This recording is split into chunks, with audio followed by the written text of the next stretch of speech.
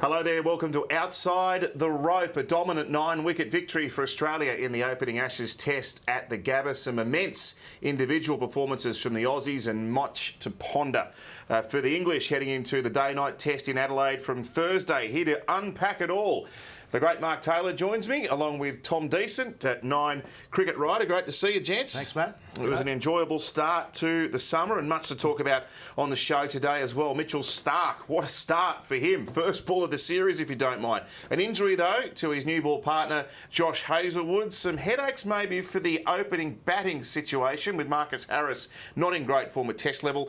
And, of course, England in a world of pain. You hate seeing it from an Australian point of view. Gutted, don't we? Absolutely shattered. Look, we don't like to mix politics and sport generally as a rule, gents, here in Australia, but there is a federal election maybe a couple of months away, so we thought here at Wide World of Sports we would delve into the murky world of opinion polling. We've come up with the preferred Prime Minister. We've grabbed a selection of punters and this is who they want. Pat Cummins is the man. It's a little surprising, isn't it? Only 90%.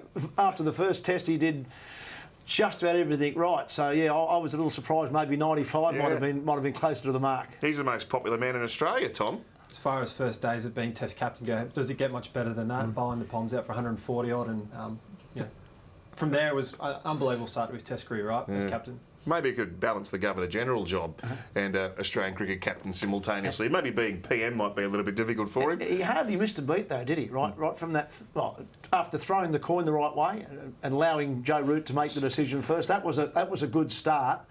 And then on to, I think, the way he handled the bowlers. In the field, he was very good. And even when Australia were challenged to a certain extent on the morning of day 4, there was no panic. Bowled Nathan Lyon, got the wickets he needed, and wrapped up a very good, comprehensive victory, but his captaincy was excellent. And look, the 5-wicket haul was probably the thing we wanted to see whether the captaincy would be too big a burden, but that was answered pretty quickly. Absolutely. I mean, clearly that was all the talk leading up into the game as well. It was interesting as well in the, when Pat was bowling as well, he was going to give Mitchell Starc another over, but Steve Smith came over and said, I think you should bowl this one, and obviously he got Stokes out next over. So obviously showed that combination gelled, I think, as well. But overall, as you say, in day 3, when the 2 English guys were going ahead, a good clip. There was no panic. Obviously held Josh Hazlewood back as well, which I thought was a good bit of captaincy as well. He was obviously suffering from a bit of a strain as well, so then bringing him on the next morning and get that wicket of Josh Bartlett was critical. And Hazlewood to miss the Adelaide Test. We'll have a look at his potential replacement shortly. Nathan Lyon, though, Mark Taylor, 400 Test wickets, hadn't taken a Test poll for nearly a year. Yeah. But he finally got the monkey off the back, and you could kind of see the way he was bowling that it was something that was playing on his mind. Oh, yeah, but it's interesting how we say he hadn't taken a Test wicket for a year. It's hard to take Test wickets when you're not playing Test matches, I've always found. So, yes, a disappointing finish to the Indian summer last year, and that's where this sort of story sort of originated from, the fact that he couldn't bowl Australia to victory at the SCG last year and then the Gabba, coupled with the first Test innings at the Gabba, not really an opportunity. England bowled out for 147. Then they needed him to bowl well in that second innings, and 23 overs later, he doesn't have a wicket, and then the story starts to really get some legs. But he remained patient, he hung in there, and it wasn't until day 4 that he finally got a bat pad go his way. And there's, as is often the case, you don't get those little half chances. The amount of times he beat David Malan, the left-hander, with the ball, even before that, but couldn't find an edge, finally gets the bat pad, and then all of a sudden he gets Ollie Pope, ends up at 4 for 91, and 399 just doesn't become 400 Test wickets, it becomes 403. Yeah. And that's the way the game tends to go. Same with the bat. Sometimes you struggle with the bat to make runs, you finally make some runs, and then you pile them on. Yeah, indeed. Travis Head, Tom, what an impressive performance. Shane Warne always says it's not so much the runs you score, it's when you score them. But when you're a line ball selection in the first place, to go out and bat with that aggression and rip the game away from England, that was an innings of great substance. There's huge context to this, right? Obviously, he and Usman Khawaja were massively in that race for number 5. This is a guy's only passed 84 twice in Test cricket. you know, a situation where Australia were on the ropes, if you could say. 2 wickets in 2 balls. Cameron Green gets rock and roll first ball and is 5 for 195, and the game is semi in the balance there. He was a bit nicky to start with, but then went about his business brilliantly and ends up with an 85-ball 100, the third fastest in Ashes history. Sort of got to the end of the day, and I was live blogging, and you thought, what's going to be the story today? And it was turned the game on its head, really, didn't he? Pardon the pun. Very good pun indeed. Well, after the lead up to the Ashes, there had to be action from the outset. It took 1 ball for Mitchell Starc maybe to set the tone for the series. Rumbles in and bowls it down. Bowled him. He's bowled him. First ball. He played right over the top of that. He got too far across, exposed his leg stump, and the ball has hit the leg stump. Oh, bowling! First ball! The end swinger from Starc. Immediate breakthrough. The roar grows up. Australia can't believe the start they've got away to. And it's all happening at the Gabba. And he's got him. Unbelievable. It looked as though it was going down the leg side. It straightened and hit the leg stump. This is incredible. Oh! Smashed it! Stumps! Knocked him over first ball! Off your trot, Burns! What a stump that is! The castle's over! Starc roars in and bowls to Burns. He bowled in first ball! Mitch Starc serves notice. And Ashes can be defined by the first delivery. And Starc has bowled Burns on the leg stump. Oh, yes, that was quite something. The only reaction we didn't hear, gents, was Steve Harmison's sigh of relief, which you could hear right around the cricketing world. Finally, they're not going to be talking about me.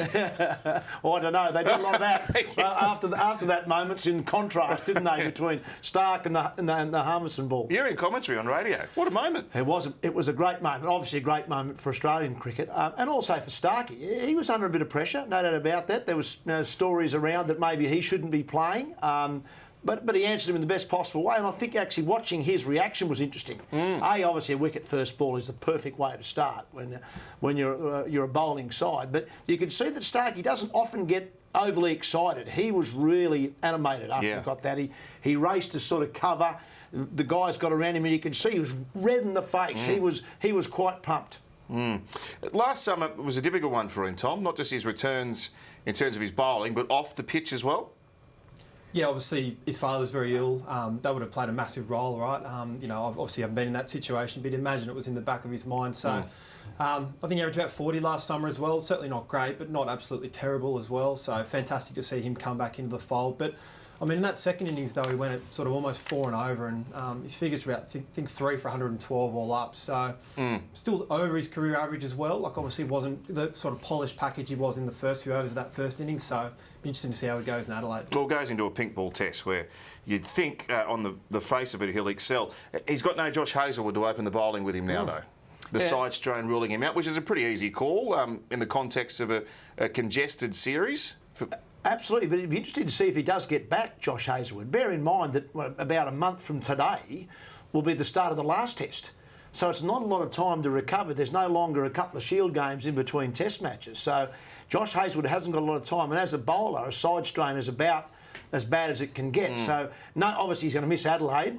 And then we've only got about 5 days, I think 6 days until the Boxing Day test. So does he make that? And then you've only got another 6 days till Sydney. So which one are they going to try and get Josh Hazlewood for? Because interesting, on this show last week, I had him down for most wickets in the series. So straight away I'm in trouble because he's now out for at least 1, maybe 2 or 3 tests. Well, the one thing that Australia does have, Tom, is depth in its fast bowling. Jai Richardson, Michael Neser, the 2 next in line, and obviously the fast bowlers that are in the squad at the moment. Richardson, the leading wicket taker in Shield cricket, 31 at 13. Have a look at his career record here in Sheffield Shield. And at bowling average of 20, a strike rate of 46. Now, that is elite bowling. Absolutely. And averages 20 in Test cricket as well. He's played a couple of tests against Sri Lanka in 2019. It was a pink ball game as well up at the Gabba, and he bowled the house down, took 5 for 45, and also importantly went for less than 2 runs and over across the test. So, yeah, and I think that's interesting because Australia will be looking for almost a like-for-like replacement here. Josh Hazlewood gives Pat Cummins, the captain, a lot of control. Great line and length. Very rarely do you see Josh Hazlewood go for anything more than about 3 runs per over, and sometimes he's less than 2. Yeah. The worry I thought might have been Jai Richardson's economy, but looking at that stat there, it's actually economy in Shield cricket is better than Ness's. So I think we can rule that out. The fact that Jai Richardson was also 12th man at the Gabba suggests that he's the next man in. And as you say, the couple of Test matches he played many years ago, he did a very good job. So I'm sure he'll be championing the bit, ready to go. Yeah, and look, he gets the speed gun up around high 140s too, Richardson. Michael Neser, though, five wicket haul in the first innings in the Australia A England Lions game, 2 in the second. If he was an English seamer, he might have played 50 tests by now. Absolutely, and he's been a very good bowler. And go back a year or two, he was the next man in. He was 12th man for a test match in and around the squads that Australia had picked, because he was going to be the next guy in because Richardson was injured. Now it seems to me that Australia are looking for that little bit more pace. And that's probably not a bad thing, because if you look at England, they're used to those sort of guys who bowl about 125, 130 Ks, but they seem to struggle a little bit more with the guys who can just have got a bit more in them. Now, the Pat Cummins, even Hazelwood's high 130s, and Richardson will be probably in the 140s. So a bit of extra pace. He's got the ability to swing it away. And if he can make England play, he'll be a handful with a pink ball in his hand. Yeah. The only headache maybe for Australia, the form of Marcus Harris, who in his 11 tests so far has only made 2 half-centuries, a failure in the first innings, hit the winning runs obviously in the second innings for Australia. He'll go to Adelaide needing a score.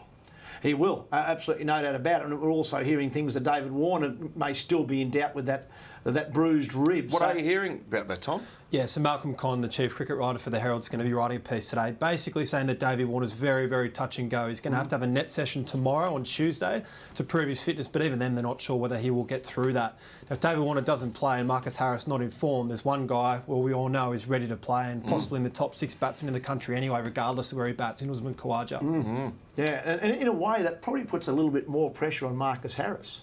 A, he's got to make some runs, but B, that you suspect if Warner doesn't play, and it's an if at this stage, it's almost a bat off, isn't it? Like because Warner will come back in, he'll come back in for Boxing Day for sure. So therefore, Marcus Harris will need to make some runs to keep Usman Khawaja at bay. If Khawaja gets runs or does play and makes runs, and Harris's woes continue in Test match cricket, you can see Australia will make that choice and probably go for Khawaja for the Boxing Day test. And as you can see, there are high scoring tests in the last 10 innings of 38. It's not pretty reading for Marcus Harris.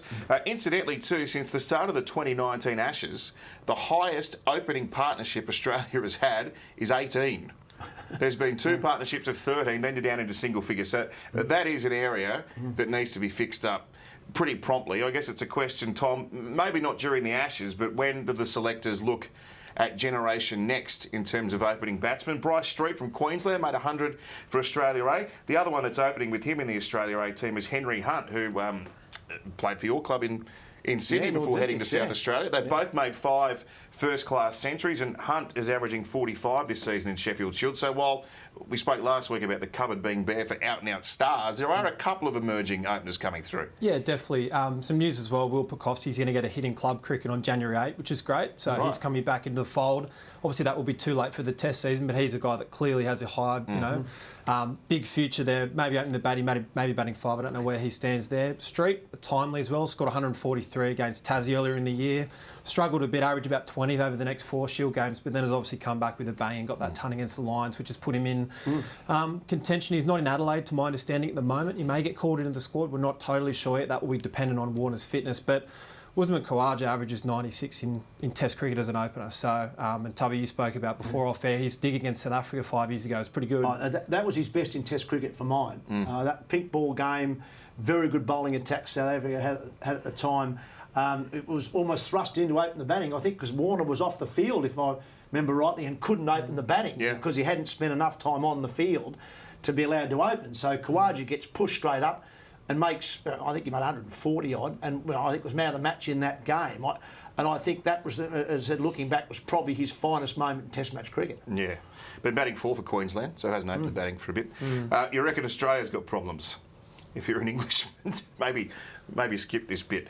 Where do we start? From the toss. Let's start at the toss. Coming to Australia is hard enough. Making wrong calls in selection and potentially when the coin falls your way doesn't make things any easier. What was your thoughts? Yeah, I wrote a piece in the SMH just before the game, more or less suggesting would Joe Root have the intestinal fortitude to bowl first day at the Gabba? Because I've always thought it's something us Australian captains, we like to bat first. And our sides are used to batting first, putting runs on the board. And in my time, we had a guy named Shane Warne who wasn't a bad leggy to have bowling last. But for England, they've played their best cricket and troubled Australia generally when they bowl first, or they bowl when the conditions suit them. If you think about heading, they knocked Australia over a few years ago for about 60. They've knocked Australia over at Edgbaston for not many. And they do it under overcast skies on pitches that do a bit. And that's what the Gabba presented on day one. Now, there's a lot of talk about Nasser Hussain back in 2002 and he won the toss and bowled first, and Australia made 400 on the first day. But that was under clear skies on a very good Gabba pitch, a good batting track. And he did it for all the wrong reasons, because he was worried about his batting side, not his bowling side. There's nothing wrong, I don't think, with bowling first as a captain, provided you're doing it as an attacking move and you believe you have the bowlers to knock over Australia. So I was surprised that Anderson and Broad didn't play. And then secondly, that if one of those, maybe both of them had played, then Joe Root might have said, let's have a bowl. It was a great bowling day. It was grey, and that pitch had a lot more grass on it than I'd seen Gabba pitches for the last decade. Yeah. Tom, they say that Anderson's struggling with a slight calf strain, so you can kind of understand that. But to leave Broad out as well, that's 1,000 Test wickets available to play in the first Test in great bowling conditions. That has to go down as one of the biggest selection blunders we've seen from an England touring squad. Oh, it was a calamity, wasn't it? I didn't see anyone comment and say they agree with the selection at all. Stuart Broad was ready to play. He was basically told very much in the morning that he was not playing. Glenn McGrath went up to him before the game and said, congratulations on your 150th. And he said, mate, I'm not playing. So clearly it caught everyone off by surprise. I would be staggered if they don't come back in for Adelaide. It sounds like Wokes is going to be out, and Jack Leach probably, after having go for 100 off 13 overs, a pretty poor showing from him in England, and he'll probably play 5 quicks in Adelaide, which is a whole different conversation as well. Obviously, Broad and Anderson. Anderson averages 19 with the pink ball, Broad 27, pretty good numbers. So 2 handy guys to bring back in with the series. Really, the game that they need to win to stay afloat, right? Yeah, Jack Leach didn't bowl that well, Mark, but he wasn't helped by the tactics either. No, it was very tough for him, particularly after having, when you win the toss and you get bowled out for 150, that's bad enough. And then you've got Australia under a little bit of pressure, 5 for 200. England's best chance was obviously if they could knock Australia over for no more than about a 100-run lead, and we thought they might be half a chance. But that's where Travis Head played well. He got after Jack Leach, and I think also Joe Root tends to use his spinners last. He tends to say, OK, I've tried 1, 2, 3 quicks.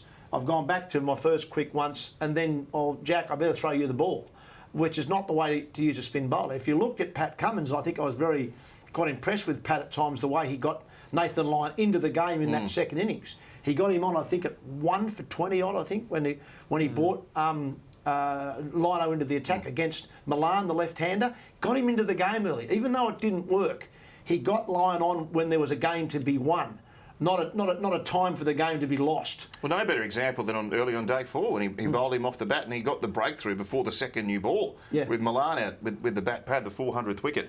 When you think about Adelaide Test matches, particularly in the Ashes, there's only really one you think about, our classic moment. Back to amazing Adelaide. What a game of cricket. Highlight there at Adelaide Oval would have to be that incredible Test match where Australia won on the death knell against England. That Ashes win in 2007 was remarkable. Adelaide in that Ashes, that's my most special memory of cricket ever. That's why I play the game. To be out there to hit the winning runs in a Test match for Australia is a great feeling. There it is, wonderful victory, wonderful innings. There goes Michael Hussey.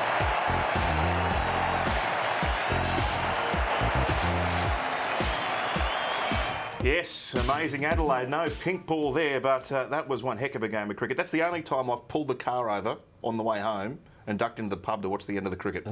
And that was a hell of a game. Well, England, I think something like 5 for 550 declared in the first innings, and then lose the Test match. It was an amazing game. I think Australia made 500 in reply, and I must admit, even us in the Channel 9 commentary box in those days all thought this was petering out to pretty boring draw, but Warney turned it all around. Well, Shane Warden didn't think it was going to end in a draw. No. They tried to block their way to a draw, didn't they? They didn't want to score runs.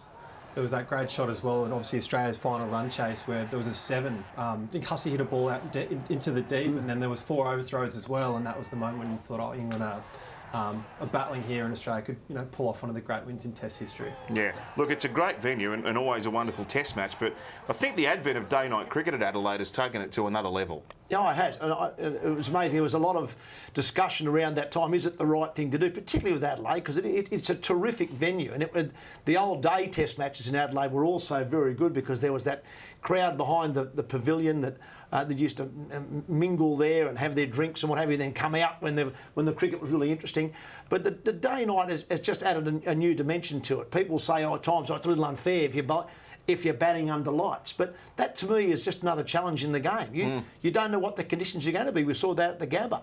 You've got to. I've always thought that you generally find the better sides win the game because they make the conditions work for them. All right, can Jimmy Anderson get England back in the Ashes? He's taken 1 5-wicket haul in tests here in Australia. It was the last pink ball Ashes test in Adelaide. He's nearly 40 years of age, but you get the feeling a lot of England's fortunes for the rest of the series hinge on what he can do in Adelaide. Absolutely. England are going to need him to do something like what he did in Adelaide last time, and even in that game, they didn't win that game then either. So, in a way, they've boxed themselves into a corner, I think, the selectors a little bit, because they've left him out of that first test.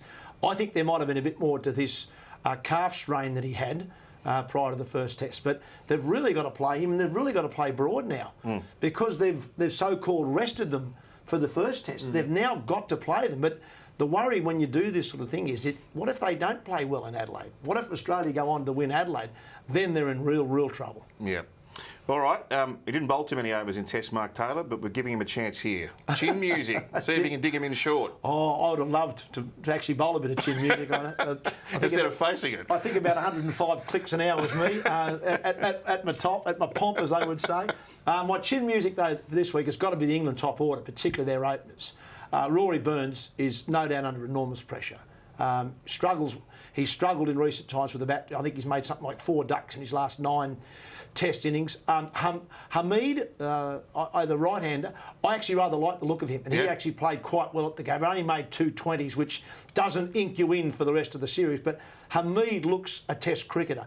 Rory Burns is under a massive pressure because of that technique, he's very susceptible to a moving ball. And as we saw from Stark first ball of the match, you get it straight and it's doing a little bit. When you're shuffling across the crease and you've got the bat wrapped around your left ear, it's not easy to get the full face of the bat on the ball. And when the ball is moving, you need the full face at your disposal. He made a great 100 at Edgbaston in 2019, Rory Burns. He's got great concentration power and he believes that he's good enough. And that's halfway there to being a good Test cricketer. His technique is of major concern, and he's going to need to make runs at Adelaide, or they're going to need to make a change. Yeah, extra pace in the pitches here might be the issue for him. Hey, Tom, how would you feel if you're an opening batsman and you've been dismissed 9 times in your career in the first over of an innings? Well, interestingly, for the second dig he took up, was very quick to get down to the non-strikers. I think he's done that 4 times in his first-class career. So clearly he was very happy to not face Mitch Stark again. Yeah, clearly there are massive technical problems there with Rory. It'll be interesting to see how he goes again. You do feel for a guy like Marcus Harris, though. Like, he only got 1 dig, right? He had nothing to prove in that second innings, and Rory Burns got ducked 13. So Marcus Harris, if he had another dig, might have got 100. We might not be talking about him, but clearly Rory Burns, I don't think the Australians would be too worried about him. Famous last words. A quick one, too. With Richardson, we think, coming in, will Pat Cummins finally open the bowling? Oh, I haven't thought much about that. I think he's probably got to now. It was interesting the other day when he bowled Starkey for those couple of overs, even though he got a wicket. He had straight one from him, 2 overs, off. As soon as Joe Root was out there, Pat Cummins was on. So, yeah, maybe he will. Although Joe Richardson can swing the ball. Very much. Away from right-handers. So I'm sure he'd love to have a first crack with that pink ball. Yeah, that was really impressive when Cummins brought himself straight onto Joe Root. It was almost like he was personalising that captain-on-captain duel. Yeah. Well, I think if you looked at the stats of Joe Root's dismissals, I think it was before that last Test match, Cummins and Hazelwood both had Joe Root 7 times in Test cricket. So one of his most dismissed bowlers have been those two. So no doubt Australia said before that Test, when Joe's out here, Cummo and Hazelwood, you're on. Let's get him right under the pump. And it was actually Hazelwood who got him out caught at first slip. All right, well, there's no bigger fan in Australia of Rory Burns in our own Ian Chappell, who's got his power rankings for us now. Let's see what's changed from week 1. I said that with tongue firmly in cheek. Who's he got here? Pat Cummins, David Warner up from, I think he was 4th, up into 2nd now in terms of influence on the series. Marnus Labuschagne. Now, Cameron Green. Great to see him included there. Missed out with the bat. Pretty good ball, it's got to be said. But, geez, bowling looks like it could be I think Pat Cummins said after the game, he's good enough to be a genuine 4th seamer at Test level. Yeah, he would have been pretty nervous going into that Test. He went sort of 46 overs, I think, before he gets his first Test scalp. And for him to, remove Joe Root in the second innings was just absolutely turned the game on its head. Clearly, when late in day 3, Australia getting a bit nervous there, England very close to getting with parity to Australia. So, big guy, bowls 140 Ks. I like what I see. And he's a genuine, extra bowling all-rounder that Australia can definitely utilise. Oh, absolutely. I'm looking forward to seeing more of Cameron Green. I thought predominantly he was going to be a batsman who bowls a bit. From what I saw the other day, though, he's better than that. And he's going to be a genuine option for Australia for years to come, not just, obviously, in Australian pitches, but when they go overseas. Australia now have an opportunity to play 2 quicks, Cameron Green and 2 spinners, which will be great help for places like India and the subcontinent in general. I can't wait to see him get going with the bat at Test level. He can play. He's a super talent. What are you predicting, lastly, gents, in Adelaide? Firstly, you, Tom? Oh, good question. There'll be a fight back from England, won't there? Yeah, they should. Their top order should do a little bit better. Obviously, we know batting under lights is the real question mark as well. There's been 5 Adelaide tests, day-night tests, average of 25 per run in the first session. 38, I think it is, in the middle, and at night it goes back to 23. Right. So we do know there is a clear advantage to batting in the day in that middle session as well. Look, I think Australia will still win. I think they'll be too comfortable. I think we're really interesting to see with England not playing a spinner, which sounds like that, whether Joe Root can have any damage later in the match. But, I would be tipping Australia. I reckon Warner may be missing. It's a big out, though, for Australia. And a real opportunity for England because, as we said a moment ago, Broad and or Anderson have got to both play. So England have got some serious players coming back into their side. Australia may well be without Hazelwood, and they may well be without David Warner, which will be a big blow to them. So England have got an opportunity, but they need it. I'm with Tom. I think Australia are going to be very hard to beat from here on in. But if England are going to get back in the series, they've got to do it straight away in Adelaide. Yeah, all right. Read about all the cricket news, Wildwater Sports, WWOS.com. Look forward to catching up with the gentlemen ahead of the Boxing Day tests. Christmas not far away now. Thanks very much for that. Thanks, Matt. Catch up with you again soon.